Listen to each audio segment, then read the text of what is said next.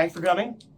I'm Patrick Hughes, and I'm the North American Sales Manager for Pluto Press, a nonfiction publishing house based in London. We were founded in 1969 and one of the world's oldest radical publishers. Our focus remains on making timely interventions on contemporary struggles. Our books speak to many issues of the marginalized and underrepresented, providing knowledge and affirmation from a network of activists and academics from nearly every continent.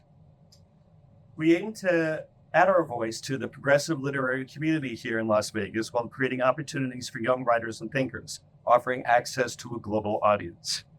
I'd like to thank our hosts, Schwa and Sugar, for inspiring me with their silent work. They draw many diverse cultural constituencies and provide a literary refuge to express themselves at Avantpop. It's an honor to be your friend, so thank you. So we're here today to celebrate the release of Become Ungovernable, an abolitionist feminist ethic for democratic living by H.L.T. Quan, who goes by HQ. It's a sweeping magisterial work of political theory that Angela Davis calls phenomenal. Quan calls for us to take up a feminist ethic of living rooted in principles of radical inclusion, mutuality, and friendship as part of the larger toolkit for confronting fascism, white supremacy, and the neoliberal labor regime.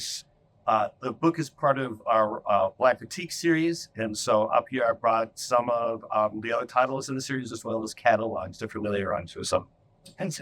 Dr. Quan is a political theorist, award-winning filmmaker, and associate professor of justice and social inquiry at the School of Social Transformation at Arizona State University.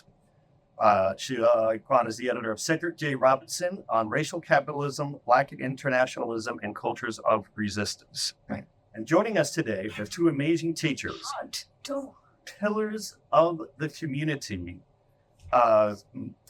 and a community that I would really like the press to be part of. So we have Dr. Erika Abad, has been an assistant professor of communications in Nevada State University's Department of Data, Media, and Design since the fall of 2022.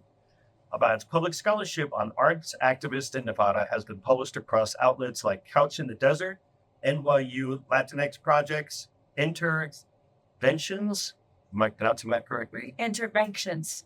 Thank you. And Double Scoop. And just to HQ's left is Dr. Tyler Parry, is an associate professor and the director of African American and African Diaspora Studies program at the University of Nevada, Las Vegas. His research examines slavery in the Americas, cultures within the African diaspora, the legacies of chattel slavery in the 21st century, and the histories of resistance undertaken by oppressed populations. So without further ado, I will turn you over to the discussants. Thanks. Thank you, Cindy.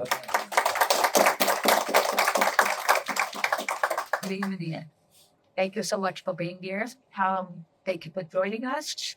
I want to begin by thanking the folks at Avantpop, Schwa and Sugar. It's really lovely being in your space. As my friend and colleague, Annie Paradise, who is the author of the recently released Broke the World on Social Factory, reminded me just a couple weeks ago that bookstores are more than just selling books. But bookstores are also spaces for convergence. They are spaces of convergence. And thank you so much for sharing this space with us and allow us to converge. So I just want to say thank you. Obviously, in time of authoritarianism, we need books, but we also need people. We need communities. And I just have to say that I blame Patrick. Get in line. When he approached me and asked me to in some of these bookstore events, I was really hesitant. And he reminded me that books are more than just about ideas. And for some of us who are also teachers, we know that. We know that books are about ideas and point.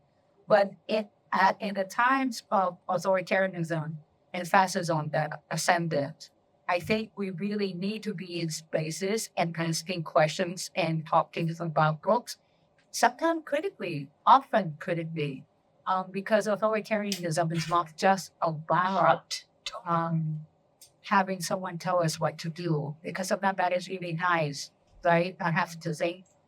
But authoritarianism is also about depriving us of our agency, but allowing us to think the things that are intimate, familiar, exciting, dangerous to us, right? So we want to think the unthinkable sometimes, because as we are, as human, because we are unpredictable. And so thank you, Patrick, for all your work. I give you a thank you.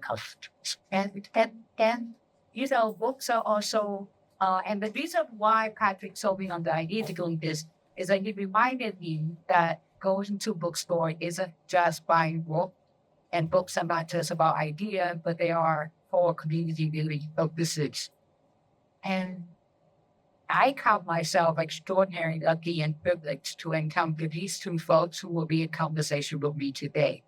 And I think you guys are lucky to have them in your midst, because we need people like them to make our community thrive. So it is a real privilege. And thank you for being here and being in conversation today. Thank you so much. I'm happy to be here. Hey, everybody. It's great to see all these faces here. Now it's still, we're saying good evening when the sun's still out, but it is sun putting. And thank you all for bringing the heat.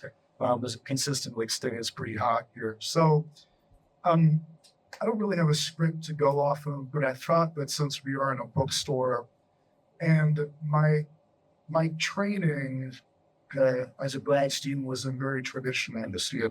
So I'm a Blackstone scholar, but my PhD is in history. The history of the African diaspora was a priority in the really modern era 19th century history. And for me, when I read books like Become Ungovernable, it helps me understand the value of reading between the lines as book talk. So what I mean by that is, I'm not great with political theory. I can openly do that. But what I find when I read books of political theory like this one is that it helps me understand what we can learn in the 21st century from, let's say, 1600s documents about the Quilomboism. Because, so you have, for those of you not familiar with Maroon communities, Maroons are discussed in the book quite often, and none of them are the same. But this idea of Marronage is a community of people. Usually the term comes from the Maroon communities. These are people who escaped slavery and basically settled wherever they could that was outside kind of the core of the capitalist structure of the plantation. So these are usually communities that exist on the periphery, sometimes in very difficult places to live. So we have some in the United States, the Great Dissing Swamp on the border of North Carolina and Virginia. If you've never been there and walked through it, you would understand that people who would settle in this type of community had to be particularly creative in the ways that they were surviving and thriving within these spaces, because they also knew that this was the one place that made it very difficult for them to be captured. So if they couldn't get to the north, they kind of this typical framework that we have, crossing the Mason-Dixon line, sometimes crossing all the way to Canada for true freedom, though that was always tenuous, as Quan reminds us with this book. Rural communities are valuable because they existed outside of state. And so in a place like Jamaica, for instance, if you ever go to kind of the North Coast, outside Montego Bay, there's some mountains and hills where the descendants of the rural communities in Jamaica live. And one of the interesting things about the Maroons in Jamaica that made them unique within the Atlantic world was that they were largely an autonomous community, but they weren't British citizens. They weren't enslaved. They were they existed in between. And this is important because what it seems that we're going for with the kind of abolitionist discourse, what is a post-police world look like? What is a post-prison world look like? The Maroons were basically individuals who provided their own net for kind of self-governance, but also becoming ungoverned. So the Maroons became ungovernable before that term were being coined by scholars much centuries later. And so for me, the value of reading this book as a historian who has done some work on the Noah communities and went to Jamaica a few years ago to speak to some of the descendants is it does provide kind of a reality that many of my students ask me, saying, well, the discourse surrounding reform, defunding, or abolition, what does abolition look like? Because as we all have, they have been raised in a society where police is more to normal function of society. And it's hard to envision what a world without that looks like. But what H2, what Dr. Quan provides to us here with that he becomes ungovernable is the possibilities of what that does look like and that it is a reality because it has been done before in some frame and fabric. And so I can't say enough good things about how much I enjoyed this book. And I think I will stop right here for now because I'll certainly say more, but I want to hand it over to my colleague, Dr. Obama. Thank you. There was a peak out moment for me because I realized that HQ and I were at DePaul University, my undergrad alma mater, at the same time. And I start there because, as I told HQ, I didn't realize community-based scholars weren't normal until I left, right? For my first year at DePaul, throughout, professors were in the community, working with community leaders, nonprofit stakeholders. And having started at UNLV and Nevada State, one of the reasons I stayed, the main reason I stayed, is because artists let me document them. And I couldn't walk away from finally being able to do community-based research to serve the students I taught. And one of them is here, and he knows I'm going to talk about it. It's great. And so when I think about this text, I'm thinking about it in terms of how a Nuvuli, aka Southern Paiute, former student of mine, bought space to create a community center because she wanted her land back, right? I think about this in conversation with there's a collective of Latinx, queer, and other folks of color artists who are doing pop-ups across Vegas to take space and claim space because there's only one educational, solely art-focused museum, and that's at UNLV, right? Even as we're talking about we as in the city of Las Vegas establishing a Vegas museum in this global first economy, these grassroots artists, some of whom are self-taught, some of whom are trained at UNLV, some of whom come from California or other places, are claiming space and engaging with locals, whether they're North American indigenous locals or Vegas born and raised locals, to take space and engage in what I'm calling memory projects. And memory projects are in resistance to the places and curriculum, right, that doesn't value their enrichment. So, and I'm looking forward to bringing HQ's work into conversation with that because I feel the ways that they're claiming space, doing pop-ups, gathering resources, and by extension, working with other grassroots efforts for mutual aid is modeling the marriage that Dr. Parry was talking about, but at a very local level. So, yeah. I feel like I wrote my book. Now can we listen to their work? Thank you so much. And I would also, I know that Dr. Parry's current project is running students. So I think it would be really wonderful we could hear a bit more of that. So first I would talk about the context of the book, like what is the book about and why that might be. And then as I will read, because I think interview is by the author to be you. So I'll read as it is. But then I hope that we'll get to have these conversations, and you've already given us so much by just on your community comment. Like, absolutely, I think the conversation around the pop-up spaces and memory project and autonomous community, the work that you're doing in Vegas would be just so, I think this really tell a lot of commentaries. Okay, so does that sound okay? And then we'll make sure we'll have at least 30 minutes, I think, as you spoke Q&A from YouTube. And again, thank you for being here. I just have to say, a new film, Queer, Broken, Amazing, is being screened at this very moment in San Antonio, Texas. And he wanted to be here. Maybe we can do with me too for watch the film. Okay. So, what is the book about and why did I tell you? Short. So, I want to begin with a little context for writing this work. And as I alluded to earlier, and I'm sure this is not anything news to the folks who are in this room, it's not an exaggeration or hyperbole to name a moment as a time of pandemic, catastrophe, and wealth hoarding.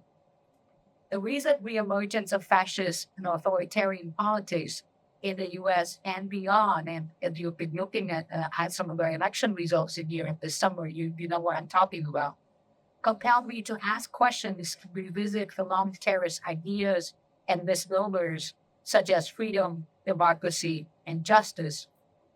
In a time of alternative facts and truthiness, how do we know what we know about freedom, justice, and democracy? These concepts that many reasonable people have taken for granted, yet manage very little consensus, and as a book tries to reveal terms like freedom, democracy, and justice, which frequently the very opposite in the lives of the majority, especially for those who are on the margins, those who are living precarious lives. What of the terms? Liberty, for instance, receives a chapter's worth of attention. Thank you. In that chapter, we learn how the radical right's obsession with order is much older than the emergence of the various campaigns for so-called law and order, which many credit for the rise of mass surveillance and imprisonment. So I extend Black feminist reconceptualization of reproductive justice, for instance, to expose modern Republican order-obsessed politics and contrasting it with a more substantive understanding of freedom instead of the entitled liberty. And I think, obviously, what transpired in the last couple of weeks and what we were talking about in the electoral political theater, it's actually quite fascinating because reproductive justice is really at the center of some of the ethics that's going on right now. At any rate, I conclude that chapter that hope and deformed liberty is what that reserves all for the few and nothing for the many. Moreover, when resistance to tyranny begins and ends with liberty, transformative justice projects are abandoned along with use of dreams of freedom. And what I wanted to do there is to kind of caution us with our almost really kind of intuitive, second nature kind of embrace of individualism. And so when we think of autonomy, we almost wed all of our dreams and hope and passion on the individual, as opposed to something bigger than somehow bigger or much.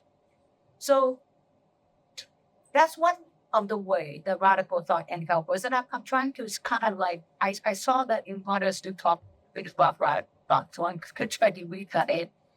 So I think that's one of the ways which radical thought help us, is that it allows us to ask deeper questions about the root or sources of our many elements. It also asks us to innovatively rethink the terms of our understanding of the things that are perceived to be normal or conventional. And one of the more consequential 20th century thinkers, of course, in the U.S., it was Cedric J. Robinson, who I edited a collection of essays, which is part of the Black Critique series.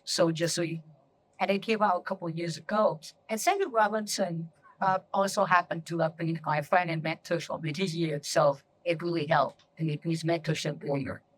At any rate, these concepts, liberty, democracy, justice, and so on, are more than misnomers. They are what the radical Latin American thinker Enrique Drusel might call academic apparatuses, which are conventions that are placed in the service of dominance and the service of governing, and meant to inculcate obedience in thinking for achieving pacification, contentment, or perfecting governing. So these terms they discipline us as much as they free us to the right.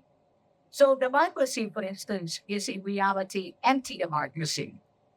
So in the book, I write that I extend Senator Robinson's work for arguing that much of what has been taught about and thought of as democracy is hostile to democracy, democratic thought, and democratic liberate.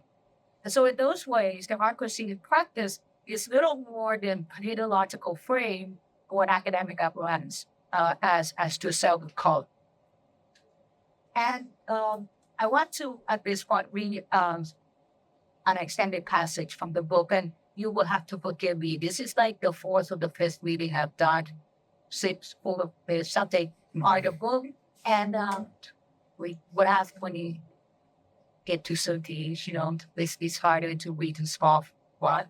And the publisher were really trying to get this book under 300 pages. So, so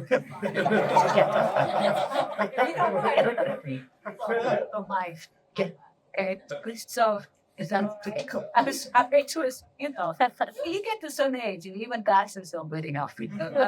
So it is that we invented a series of truths about democracy, mob rule, and the people, including the idea that left to their own devices, the people are incapable of ruling themselves.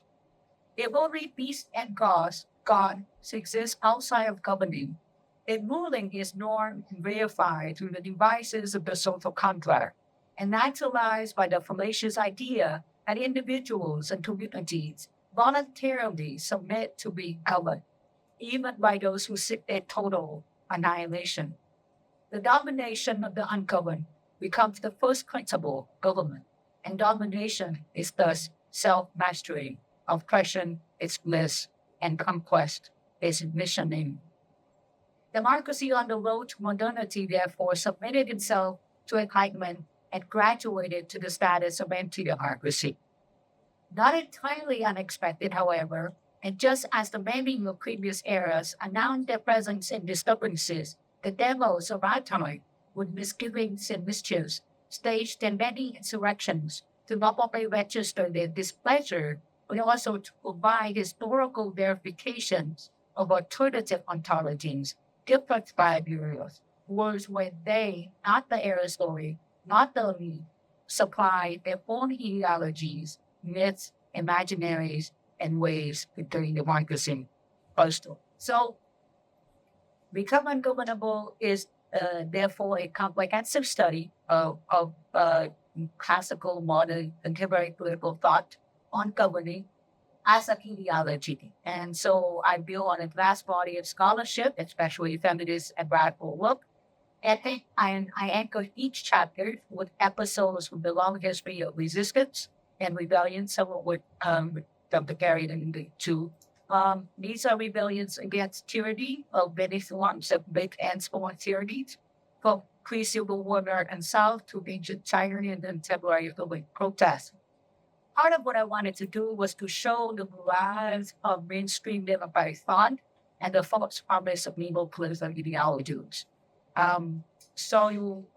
Obviously, as I said, I extend Robinson's studies of democracies, and so that I could interrogate the way in which we have thought about justice and democracy and democratic living, and some of which I think have been essentially considered as unthinkable. That is, we're saying we're not allowed to think those things, but yet they have so much impact in our lives. And obviously that includes all of our ideas about governing. Now, the title, right, Become Ungovernable, is kind of remarkable. It's very much about rule refusal, especially collective refusal. It invites, at least I hope, it might even incite, urges us to consider becoming ungoverned. So we have a responsibility, whatnot. It leads into the rich history of popular resistance in the U.S. and beyond. And so I think the book advances three very simple thought and both profound arguments.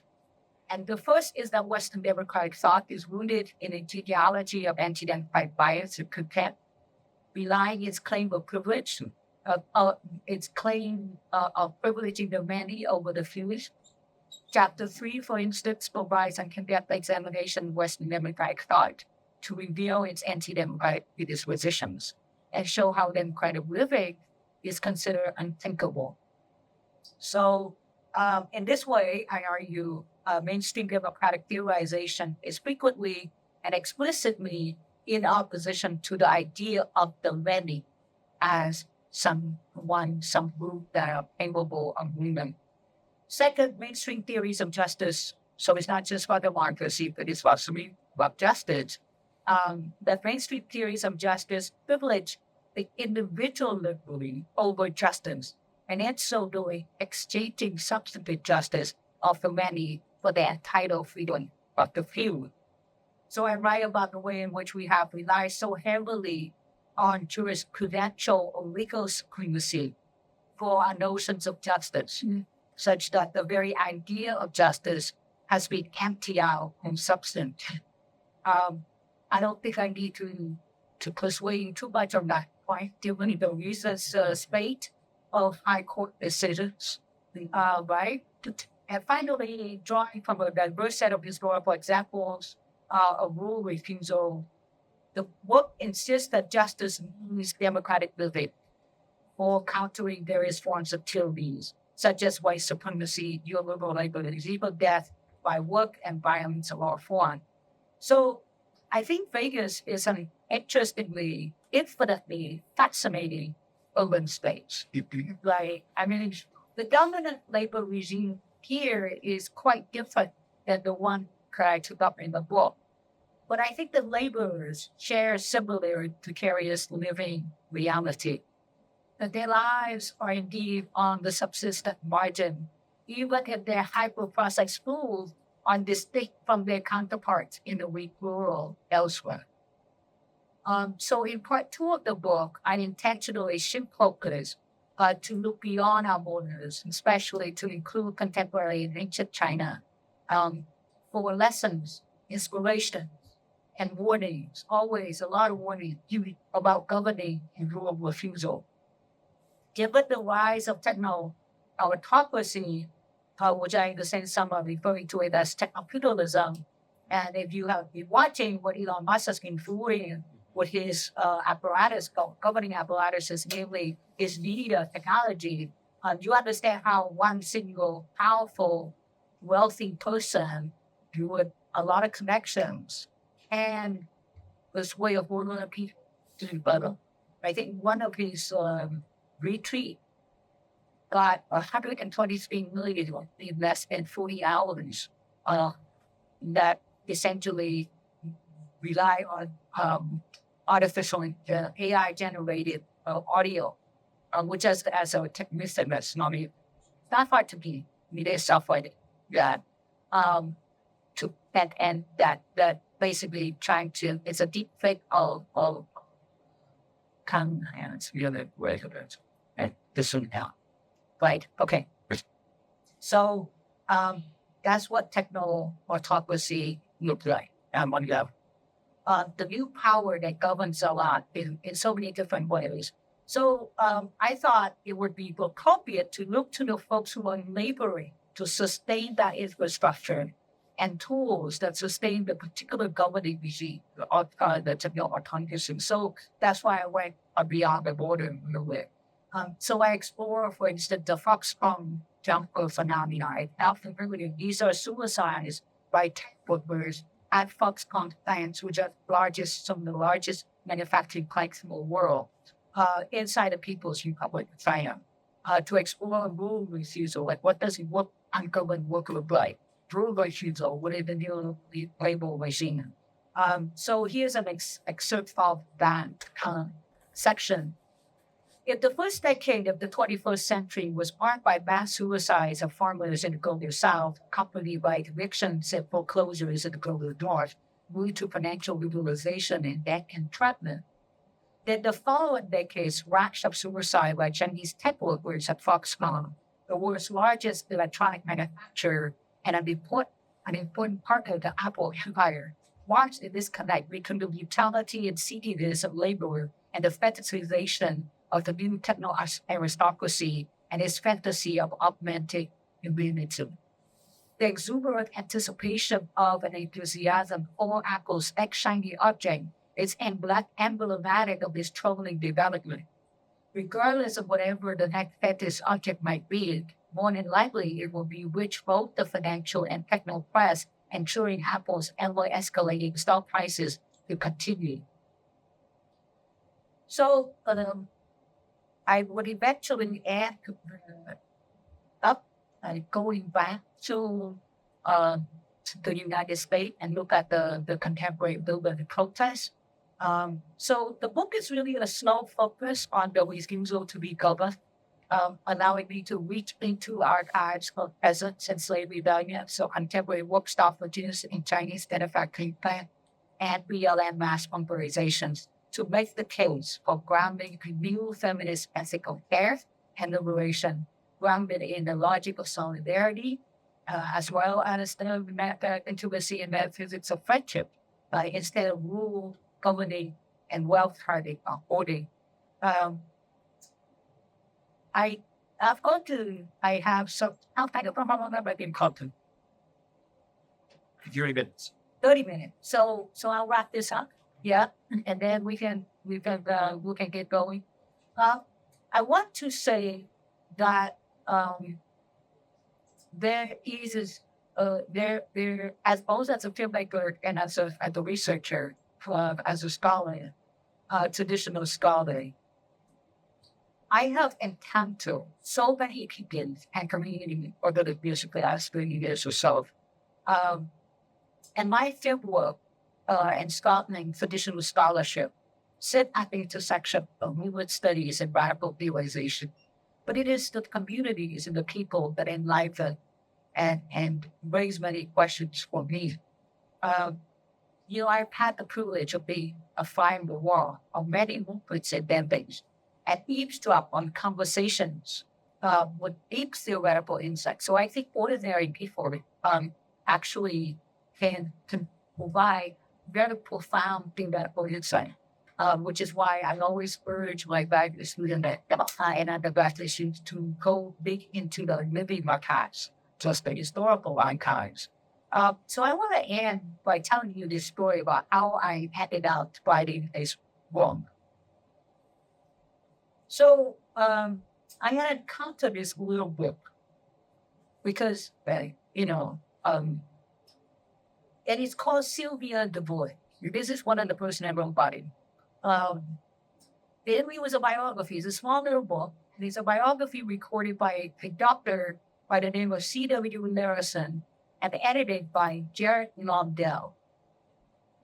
And the book title itself stopped me on my track. Sylvia the Boys, a biography of a slave who whipped her mistress and got her freedom. The alliteration of Black oral English suggests a certain authenticity of her words, a testimony of her life and fight to be free, but also a narrative recorded by an author who was an MD. And then there was the editor, Jared Lomdell. Now, my only prior knowledge of Lomdell's work was that he was one of the first Tolkien scholars, right? As in The Hobbit and the Lord of the Rings, Tolkien. So I thought that was really weird. And then there was the foreword by the eminent historian Henry Louis Jr., who told a story about an experience, the life of another young Black woman, Phyllis Whitley, in the birth of African American literature. All of that was so very odd, in my opinion. What was a doctor writing a story about a slave woman? Why did Gates feel he had to authenticate the boy's story by telling us about the story of how Phyllis Whitley, a slave poet known as the first published Black author in the U.S., who was forced to go through, by the way, a serious ordeal, what is called attestation, to prove that she did indeed wrote the poetry. So as I continued to read the foreword, I learned that the foreword wasn't even about Sylvia. It was also about the attestation process and Phyllis Whitley. So it was about the Black woman literary tradition and the Shopper Center for Research in Black Culture. In fact, the boy's name was not even mentioned once. Why would Oxford University Press republish a biography, went to the trouble of getting Gates to contribute a foreword that didn't even mention the main subject? It was something about the fact that bothered me so much, so I carried that book everywhere I went and bring into production, which will cost more than $26,000 but in all over the country, and I had that book for me the whole time. Because for me, Sylvia Du Bois and all of the ironies of that book embody what we come ungovernability in. And I'm just trying to think through ungovernability as a concept.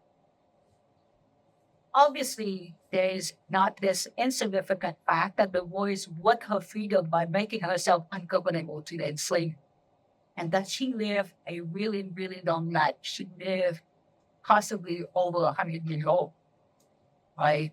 Becoming halfway, either late 90s, or nearly 100 or over 100 years old.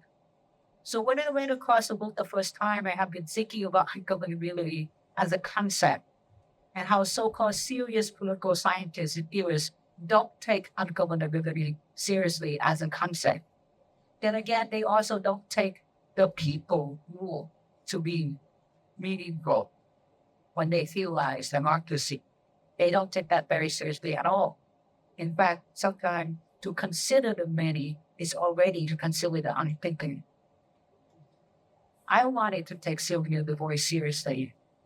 I wanted to take democracy seriously. I want to take the many, the people seriously. And that's how I make it. I leave it at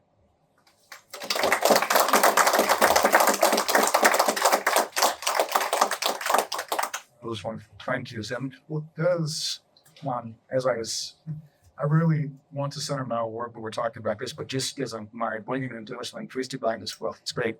And worth your time. And it has helped me with 2 areas of my current research. So as noted, and I am doing a project, a multi-project of Las Vegas, concentrating broadly about the history of policing within the valleys. It's broader Clark County, but mostly situated within Las Vegas and accompanying cities with Las Vegas and with some, and also community resistance against police brutality, which, as I've found out, that quickly is not really written about in the secondary literature. So as a historian, I'm interested in the historiography, what has been written before, why do people write the way they do at certain times, who gets to speak within the archives, who is historically spoken, and how do the marginalized elevate the houses.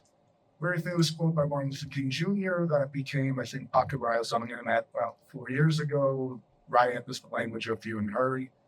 He was always committed to nonviolence, but I think when he was asked, what does he think about the 60s uprisings that were occurring, his answer was rather brilliant, and he was saying that, there's many people who get on TV to say some things to the broad public, but those who actually have something to say, those who are seeking democracy, what is being withheld from them. One thing that Quan points out is democracy in the West has always been the project. It's never really invited people in the majority to participate. And when it does so very reluctantly, which I think is a very good way to segue into one of the areas that seems to have captured a lot of people's attention about what I'm working on. And I guess before I say this, I'm just going to ask, how many of you were in Las Vegas as your home? Like, how many of you say this to my state? Thanks. That's great. I was born here at Sunrise Hospital in Davis. I went through CCSD public school here. I had wonderful teachers, but I never really learned much about history. I think I, like many people from here, believe that the mob was the totality of the history of Las Vegas, and then Las Vegas became house mob and such, kind of according to how a lot of people want to be historians. And that's fine. The mob does have kind of an interesting history. There's an entire museum dedicated to them, and now it's on its within time. But when 2020 occurred, I got a lot of fan calls from journalists asking me to kind of weigh in about policing.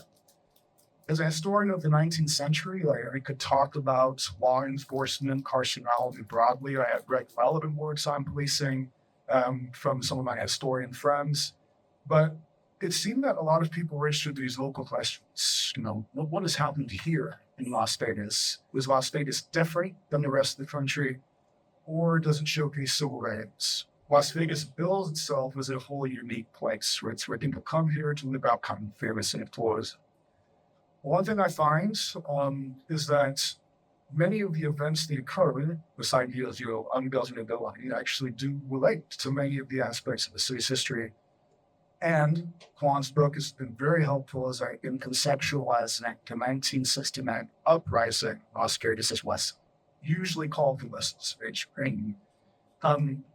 Now, this is interesting for me because it goes back to what I was suggesting earlier, is he gets to speak about these particular events. If you would have asked people about 10 years what caused the uprising, what sparked it, you would get various answers. And this kind of showcases the issues with access to information, issues with kind of archives to some degree. But one of the things that has kind of remedied this is the Industry Research Center, of course, in Las Vegas, led by a great local historian scholar named H.L.T, who has interviewed hundreds, if not thousands of people locally. And she has prioritized the West Side because that is a location that has not been able to tell its own history for much of the city's existence. She interviewed one man named Gerald Davis, who we find out was the one who, I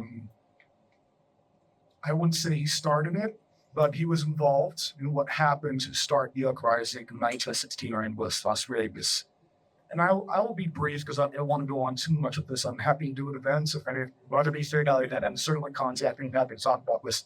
But essentially, what happens on the West Side is that Gerald Davis is being harassed by police officers, being very aggressive. And what Davis is telling us to Clay T. White and this asking, and basically at some point the officer kicks in his door, arrests him and his brother, who would also become already confrontation. The West Side is swarmed with patrol cars, 50 some odd police officers come there within like 30 minutes.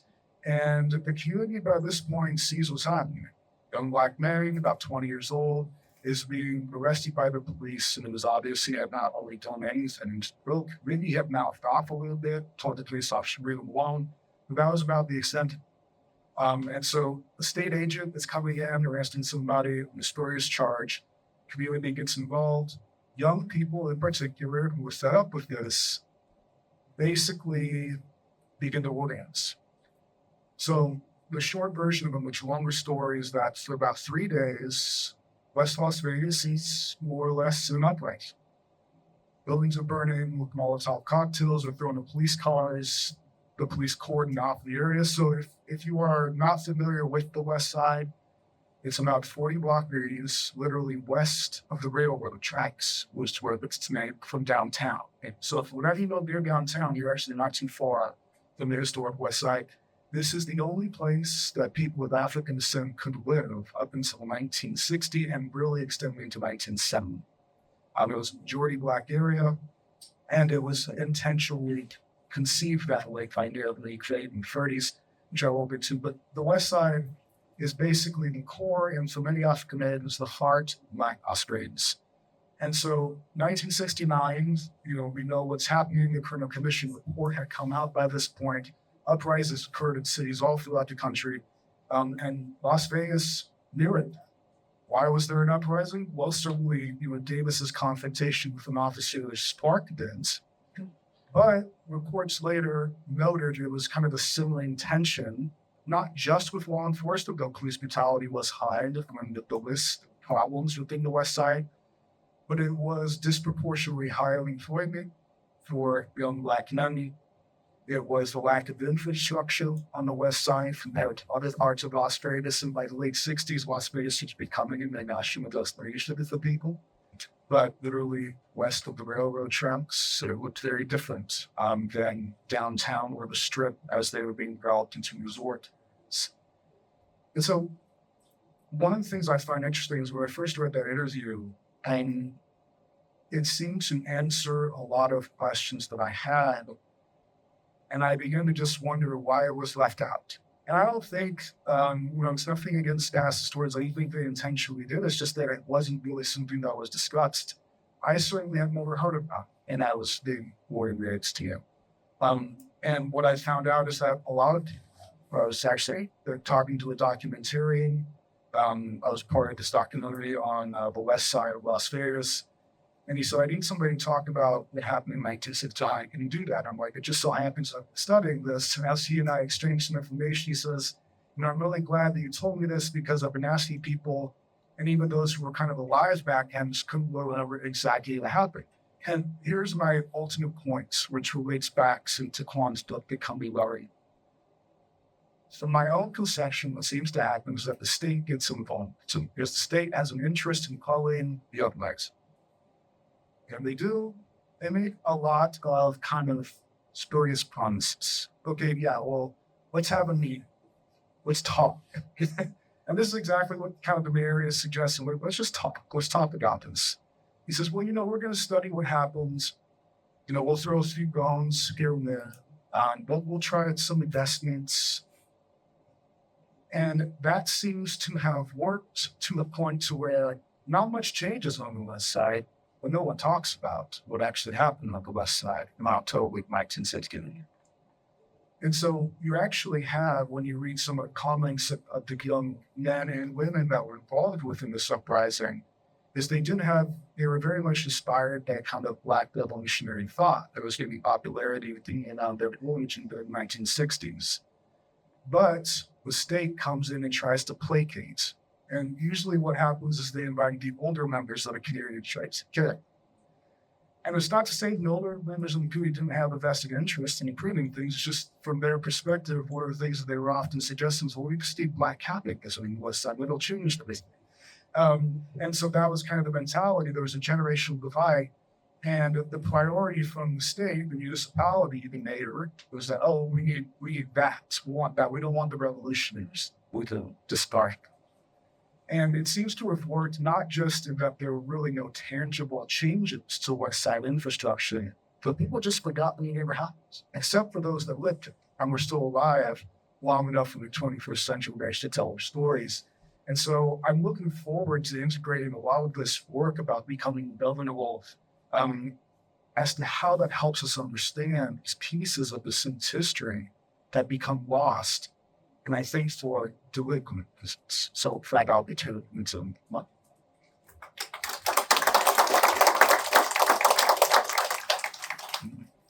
I have notes because, as people who know me know, I tend to lose focus quickly.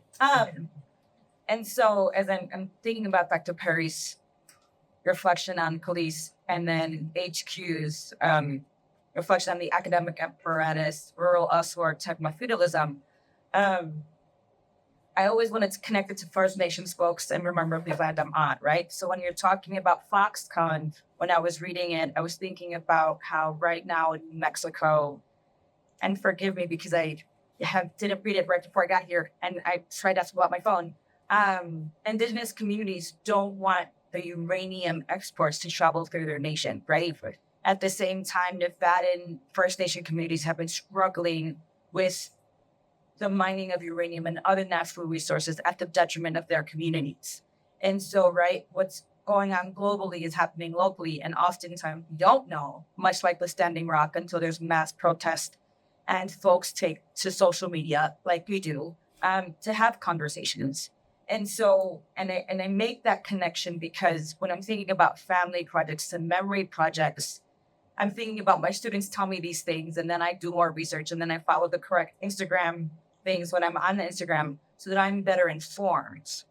And one of the reasons I do that as an educator and as a scholar comes back to some of the Latin American political theorists before Dussel, and I was thinking about Angel specifically, who's stating that intellectuals, and I'm paraphrasing, in the book The Littered City, are slaves and masters of power.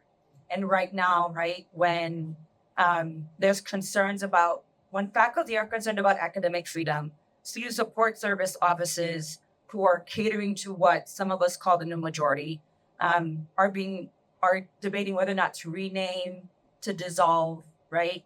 We're in this moment where how do we come together while at the same time put food on the table and keep our housing, right? And the same time, in terms of the archive, one of the things I wanted to speak to is when one of the first interviews I did with Justin Favela, I can't remember if it was Latinos Who Lunch or Art People podcast. One of the things I said is the murals across the north side of Chicago told my history. And then recently, as I'm reflecting on the show that all these artists said yes to that I curated a few years ago, I told my mother that I'm an archivist because she wanted our family home to be where my memories were stored. And because parents divorced and economic statuses changed, I took that dream of hers and then went to Nepal, thanks to her social networks, which is a funny story, and began following a sociologist who was photographing all of these murals because they were being displaced by gentrification, not unlike the boarded building across the parking lot, right? And so I'm taken back to that moment and coming back to Justin, right? Whose artwork is an homage to his family. My career is an homage to my mother and grandmother specifically, and how so many artists have called her since then, whether they realize it or not. And this is the conversation I had with Gio from Scrambled Eggs, is that we're paying homage to our families because our families' memories are our archives and the living. And sometimes we're rewriting our parents' understanding of their peasantry, of their powerlessness, precisely because their determination and their resistance, even in their silence, is what propels us as actors, as advocates, to take up space, right? And as I'm thinking through this, and I'm very grateful for my students for inspiring, giving me reasons to stay in Southern Nevada, right?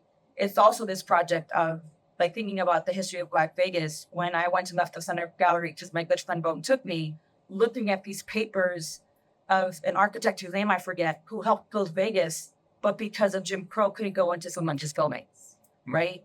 But these papers are in a building that doesn't have resources because archives are struggling. And that brings me back, because you mentioned San Antonio.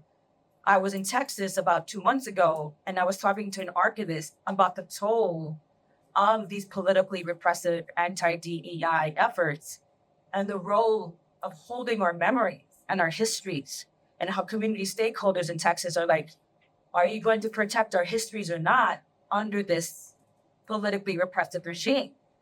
And as an educator, we were like geeking out because we were folks.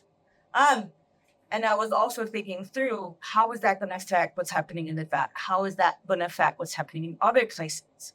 And I think about this especially because as much as Puerto Rican Chicago gave me murals, right? I was also walking into the basements, buildings, and community centers that because they didn't have the resources, their archives were falling apart and getting moldy. And part of this unorganized project of getting through the archive, I think, and what I've seen is what artists in Nevada have been disrupting, whether it's the Reno artist I just interviewed who reclaimed the gallery space as a healing space, right? Whether it's the Geo show from 2023 or 2022. Something like that, right? Iho right? Where it's this North-South Latinx, but mostly but some POC artists collaboration called Iho after all of these shows between the Barrack and pop-ups, right? That are taking family narratives, family photos, and family everyday objects and creating an aesthetic archive of memory. And this is amid following Fawn Douglas's collaboration with Santa Clara Pueblo artist Rose B. Simpson, where they're having a rematriation performance project taking over a park by the center in Maryland, right? As this intergenerational rematriation project. And it's these minor forms of resistance, of taking up space, of repurposing everyday objects into pieces of history that make the artists of color across Nevada so powerful. And one of the things I'm talking about with external scholars and Latinx studies is it's troubling, right? As a Chicago person, I know there are more books on Puerto Rican Chicago. There's probably a book for every day of the week, if not the month. Right? Vegas, right, to your point, as we were discussing yesterday, is a picture of what the future is going to be. Right. But no one's writing about artists and these political interventions in Las Vegas, in Nevada. And it's complementing so much of what other regions have done. And what makes it all the more powerful is that it's doing so without the documented resistance history. One, because unlike Chicago, there's only 2 public universities, right? Or LA or New York, where a lot of these ethnic histories are dominant. But 2, more specifically, because the transience necessitates not this organized forgetting per se, but necessitates this adaptability where the pop-up makes perfect sense because it's transient, it's temporary. You have to be part of the social network to know. And one of the things artists and I often discuss is how do we ensure that this history doesn't get lost? And with another local grad student, not who's from here, but doesn't go to grad school here, the thing I told her was, your curation is an intervention.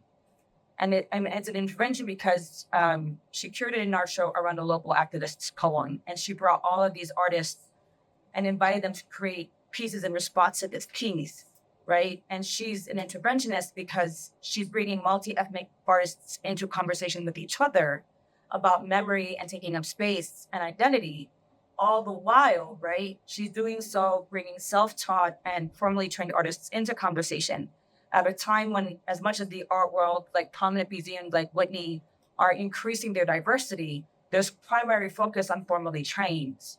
And some artists, whether they're in college or not, struggle because they want to focus on their work, but politically, they find themselves debating whether or not to finish their degree because their art career is taken off, right? And so in terms of ungovernability, the negotiations that artists are making on a daily basis and letting me fangirl over them like it's my job, right?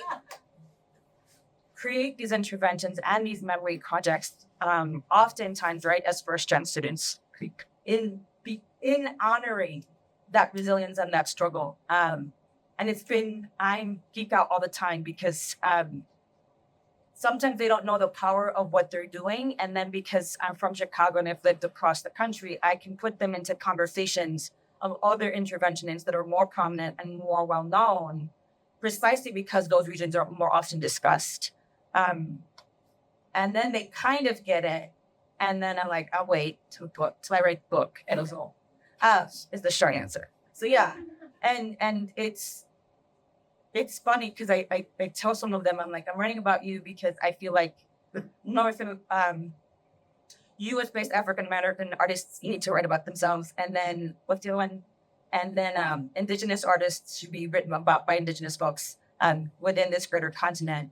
And I have a stronger history of working with immigrants outside of my ethnic community, so I feel less strange writing about other Latinx folks. Right? And so in these projects of solidarity that they're bringing together and this multi-ethnic richness, one of the beautiful things has been how their kinship by choice, right, networks is allowing them, is fostering their consistent creativity and innovation in ways that as an educator, I'm still learning from. And then when I bring it to my Southern Nevada students and they see this diversity, right? Like I literally created a syllabus out of all the digital catalogs out of the barrack because I wanted students to see that these artists, whether they're students, whether they're formally trained or not, are using their aesthetic practices to create archives of memory and belonging and resistance. And the students' reactions to that is just absolutely delightful. Some of them went to Fawn Douglas's news based on Friday night, and they were geeking out about buying Xochitl's piece with the cactus on the board. And I asked Xochitl to be there because I knew the students were going, and she showed them her studio and like to talk to staff and students about that kind of access was absolutely powerful. And those sites of solidarity and kinship, right, that I'm now a part of because I've been here 8 years, make for such innovation and potential for imagination that so often gets lost in this techno-feudalism, grind culture, living paycheck to paycheck that so many of us live in.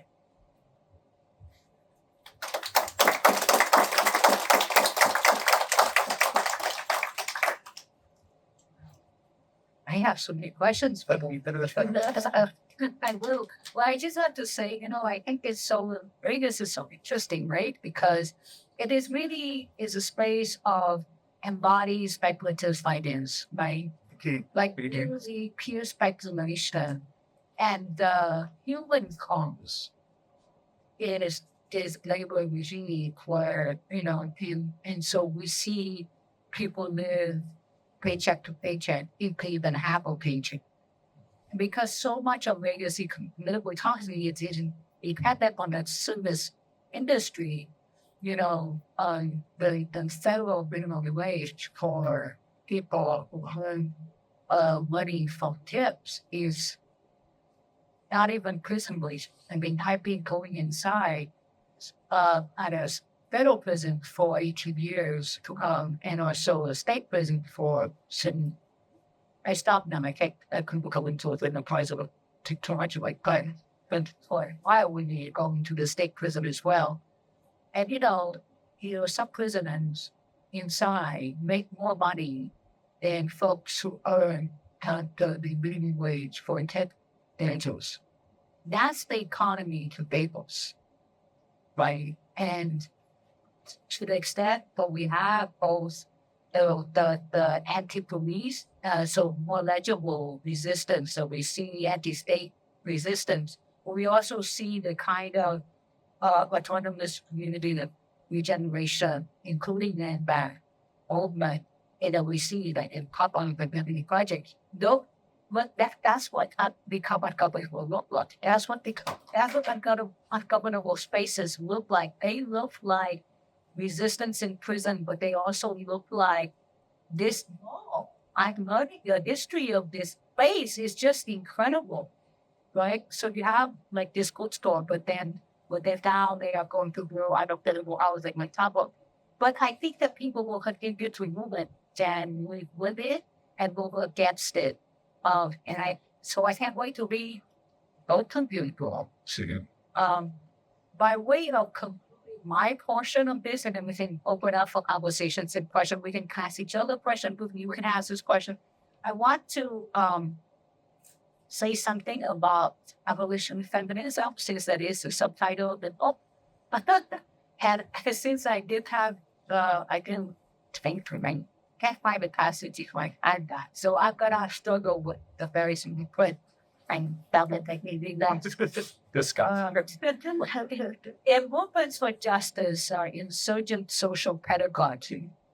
That abolition feminist formations and mobilizations have much to teach us about democracy as a rule of life. To imagine a society without racism requires us to want a society without prison, along with a radical reimagination of security. In their call for restorative justice framework, abolition feminists ask us to imagine a society that is secure without, quote, the kind of security that is based on policing and incarceration, and a transformative justice framework that enable us to, quote, imagine a very different kind of security in the future, close quote. For abolition feminists, as the Freedom to Thrive report suggests, the security in the national security state, as manifested in the form of the least incarceral society, is not security for the many, but the security of border for the state, capital, and other dominions. Reimagining security, therefore, involves the abolition of leasing and imprisonment as we know them also. Centering on well-being of people, community, and ecology instead of the state, capital, and religion. Abolition feminists like intellectuals and others delineate a life of fully access urgently needed in these violent times.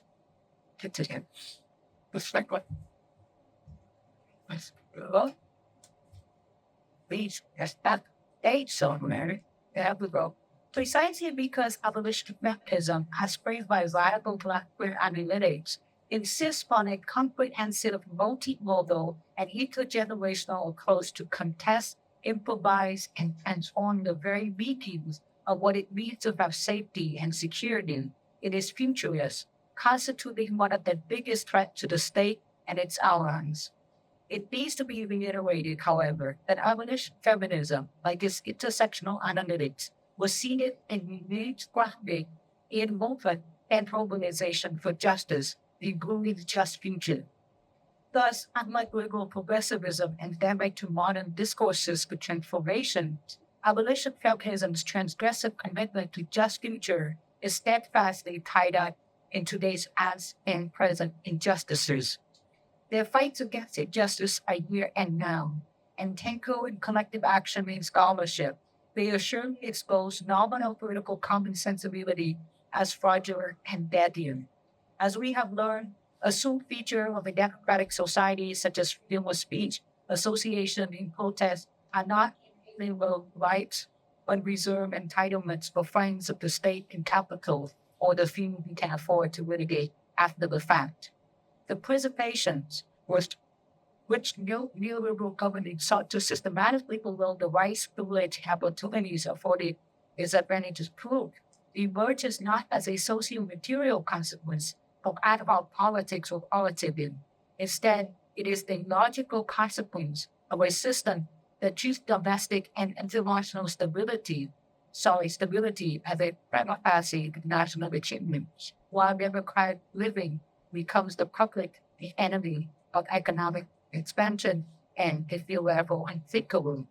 The quest for state security and capitalist expansion at the expense of freedom and safety for everyone has always meant that the other, as frequently constituted as racial, gender, sexual, or and whole with disability, bears the repression and suppression.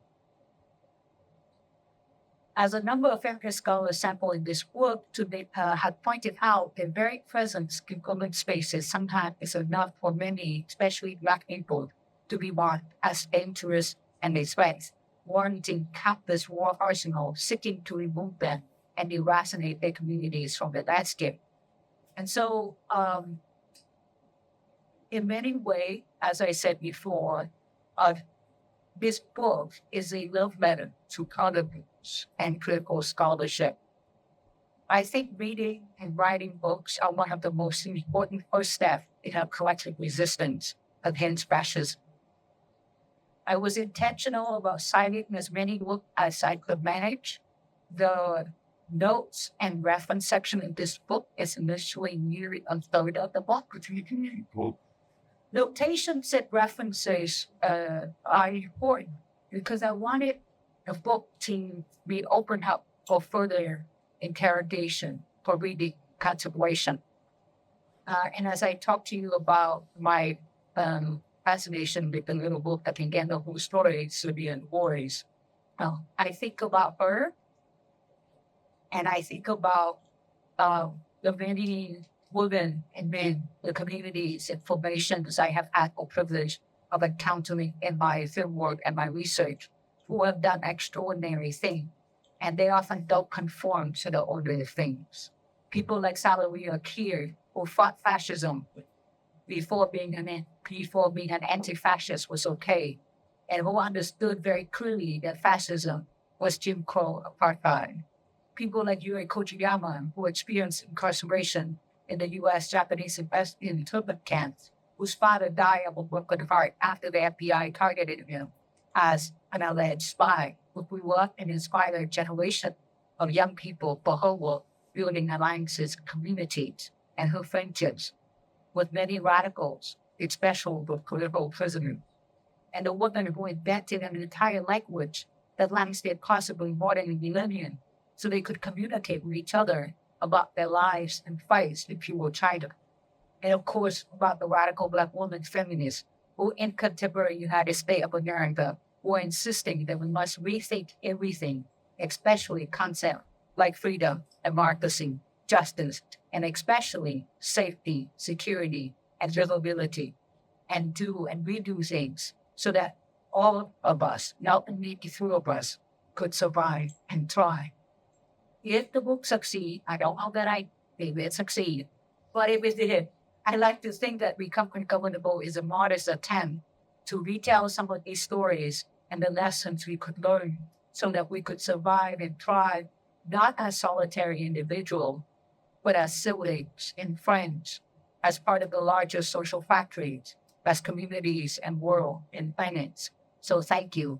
And please ask questions of me, of all of us. You will and be pleasant. I have questions for you with John. So thank you for your notice.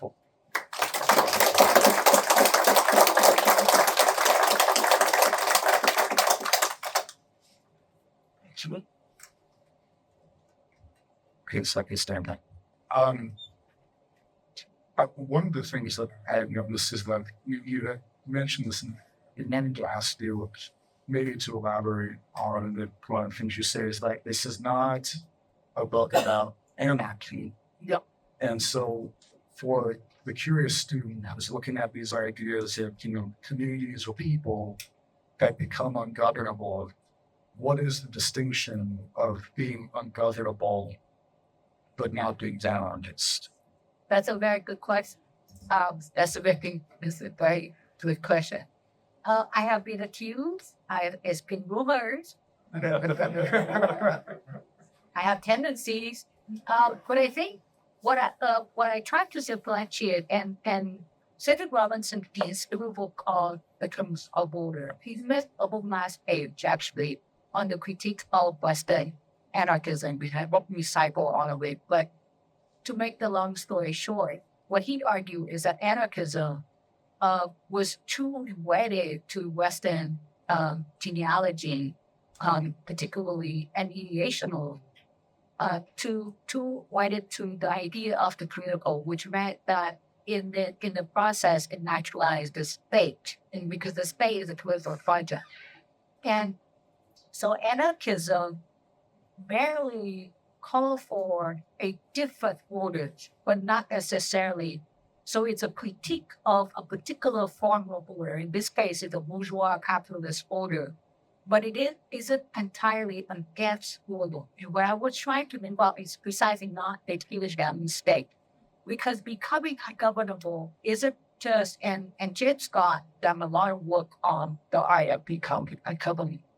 And my work is very much in these, not just by violence, but also by Sarah Ahmed, who's a wonderful feminist thinker, social theorist, philosopher, on willful refusal. And what I wanted to do is move out of a sort of centering on a state project, because a lot of James Scott's work is really focusing on anti-state project. I wanted to make sure that we can capture the kind of resistance that you were talking about the cultural work, but also non-state projects. So gender non-conforming, which I do write a little bit about in my book, is a gender refusal project, right? It's a governing project. Gender is a governing structure and project, and people who are pushing against gender ordering are in fact practicing ungovernability, right? So when we think about that, then all of a sudden it opens up. You think about the border. The border is an incredible thing, right? Borders don't differentiate. Border produces difference, and it's a very important distinction. And so when you, like, for instance, you look at the border in California, where it goes into the ocean, and I like to use this example because, for one thing, it really reveals the limits of governability, but it also shows what ungovernable can be involved. Because if we look at border communities, people, and when I say border, just means nationally bordered, we could talk maybe. We are in the Southwest, so we should always think that there are other nations involved, that there are border communities that are not just at the border of Mexico or the United States. So when we look at border community, we see people practicing community just cross-border all the time. Love projects, religious projects, financial projects. They go back and forth, and they don't really care about border. The way that the birds and the fish don't really care about the thing that go right down in Tijuana, but at some point have to end, right? Because they can't go across the ocean. At least they don't have the resources yet. Like these are something that beautiful. Anyway, the point is that the borders are really interesting because they capture this difference between anarchism at one level, because the people with anarchist project often either go after the stable capital, usually if they're good, they go and go. So that's one thing I wanted to go with. The other thing I want to go with is the problem with anarchism, particularly Western cultures, Western tradition, anarchist tradition, is that it really over-valorized the individual. So the individual agency supersedes everything else. So the anarchist is often is an individual, and so it's not that I think people err when they say, "Oh, anarchists they don't pay attention to rules. They're not disciplined." That is not true. Some of the most formidable anarchist formations are the most disciplined ones, and they are also a threat to the state. But they do practice become ungovernable. For sure, they practice ungovernability, but I think that they still very much violate both to the state, even when they're countering it. And I think they don't go down like an individual. I wanted to shift to the communal. It's like the collective. Damn it, what's great? Yeah. Oh, question. First, yes. So, I was kind of thinking that same thing, like anarchism with ungovernability, and I don't identify too much with anarchism, and I've seen a lot of people colored also don't really like anarchism as it is kind of like Western mutuality. But a lot of the thought thinks that's I know like syndicalist anarchy and communal and communism. Those do focus a bit. Yes, they do. On community, and so I think a lot of the common, I guess, the anarchists that I come along like the space that I go, they do post a lot of stuff like how you mentioned animals and non-human teachers and being ungovernable, those things. Like literally today, there was a post on Instagram, a lot of my animals being ungovernable, and like that being the inspiration behind that.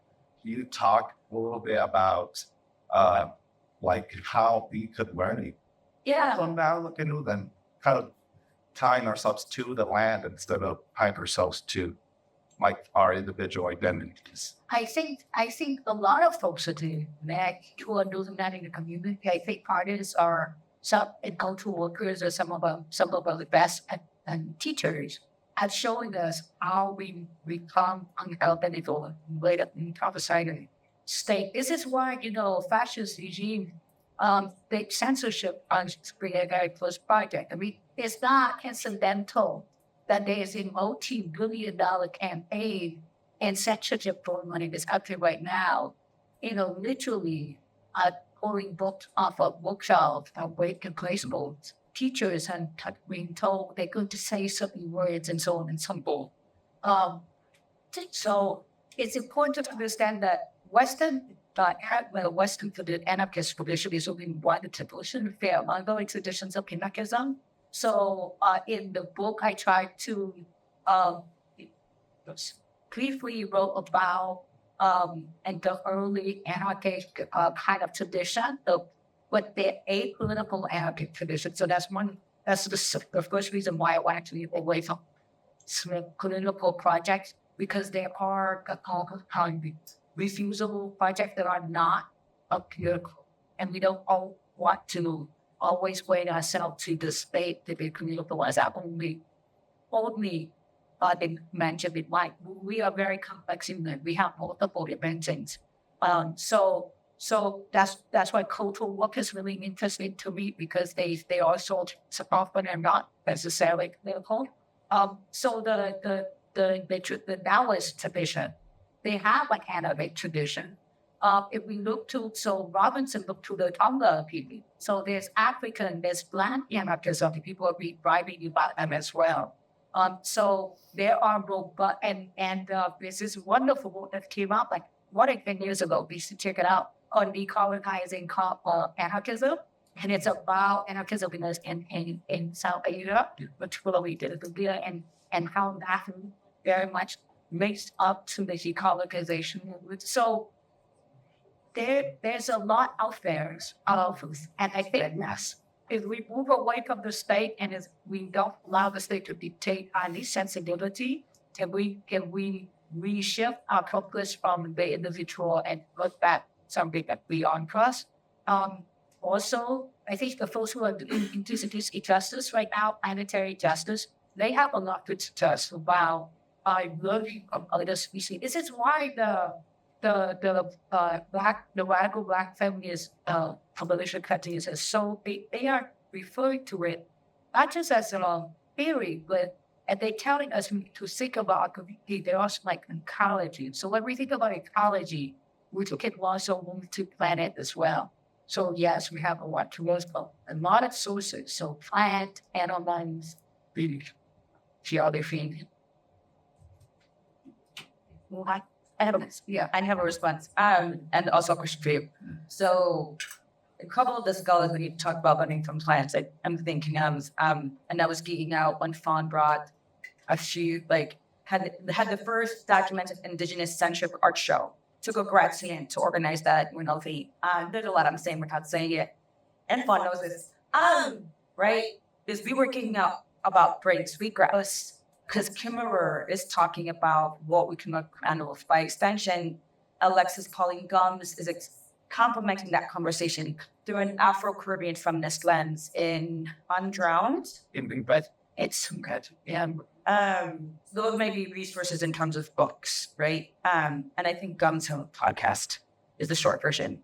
But, as an academic who hasn't always been an academic, 4 years on the market, actually, the question I have for you is, in this time of precarity and potential political repression, how do you envision those of us in academia doing two things? One, engaging in the ethics of care with those underemployed PhDs, and then two,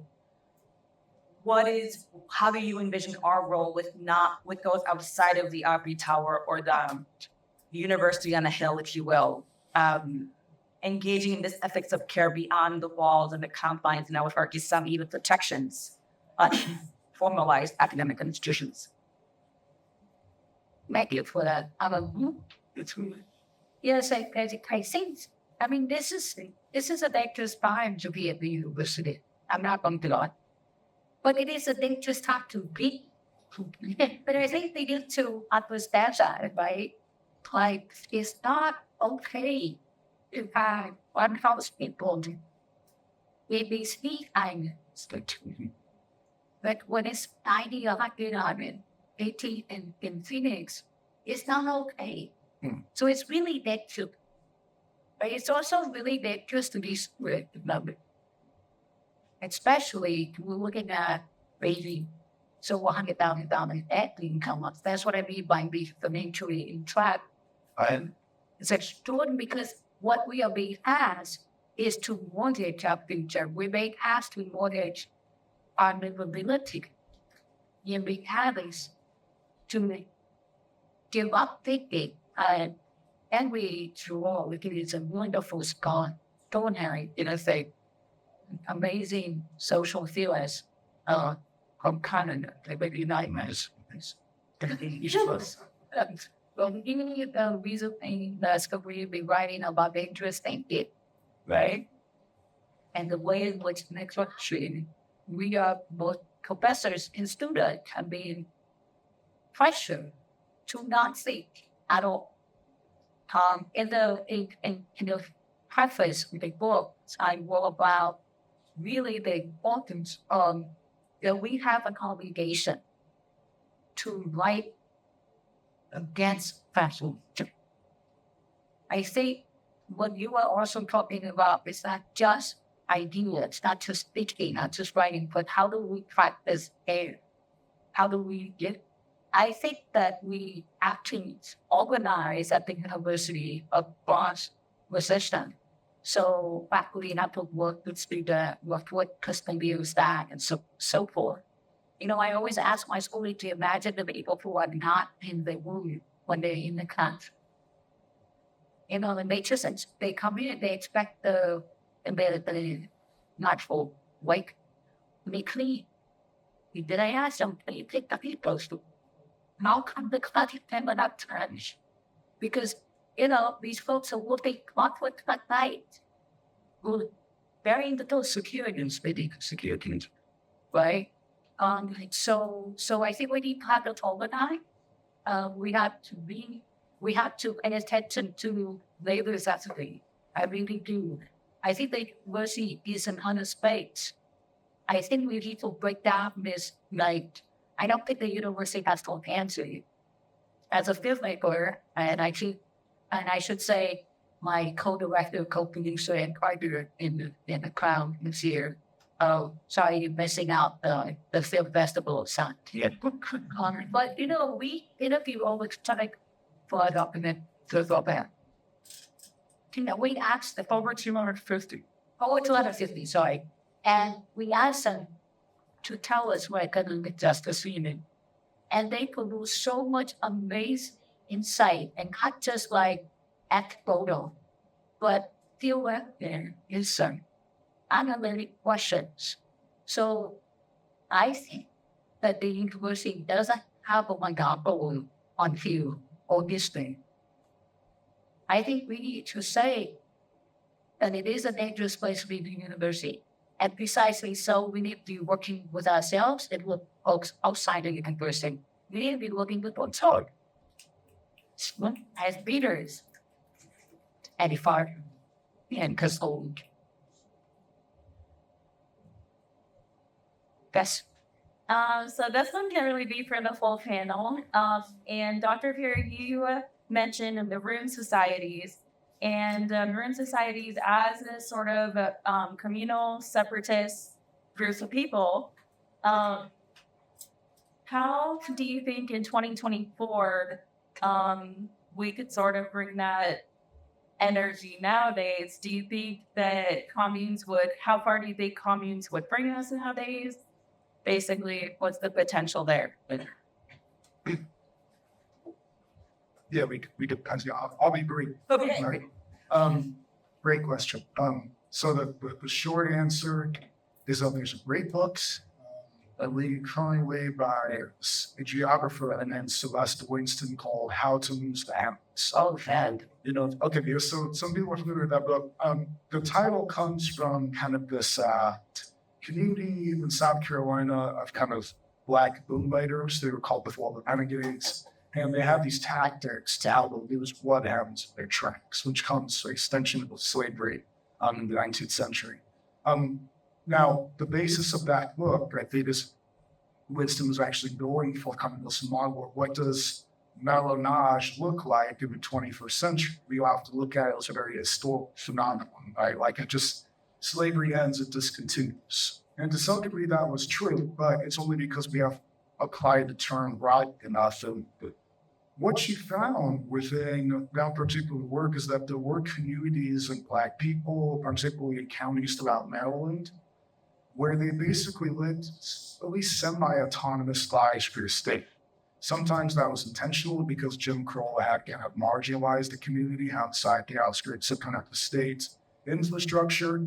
But what Black communities did is then created something of their own and rarely involved the police in their affairs.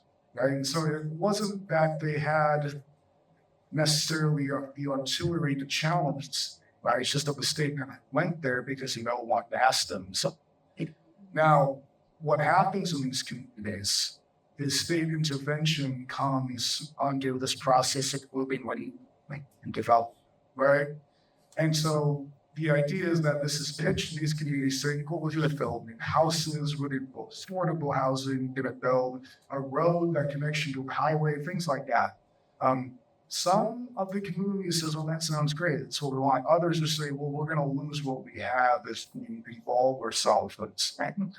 So my best answer is that I think there are historic communities that exist both within Las Vegas and all throughout the United States, that if there is a method to kind of assist them in maintaining autonomy, while also investing within the infrastructure